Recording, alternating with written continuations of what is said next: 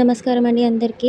ఖమ్మం దగ్గరలో మా అమ్మ, నాన్న ఒక స్థలం తీసుకున్నారు. అది వారాహి అమ్మవారికి గుడి కట్టడం కోసం అనేసి స్థలం అయితే తీసుకున్నారండి.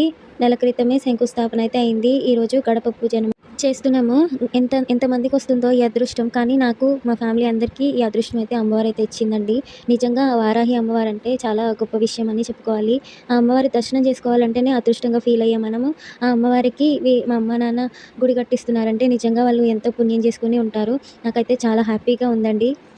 ఇంకా పూజ అయితే స్టార్ట్ అయిపోయింది. ఇంకా పెద్ద పెద్ద వాళ్ళు వచ్చేసి కొబ్బరికాయలు కొట్టేసి ఇంకా మంచిగా అయితే దండం పెట్టేసుకున్నారు. ఇంకా ఒకళ్ళైతే అమ్మవారికి విగ్రహమే చేయిస్తానని అచ్చుకున్నారంట. చాలా హ్యాపీ అనిపించింది ఆ మాట విన్నాక.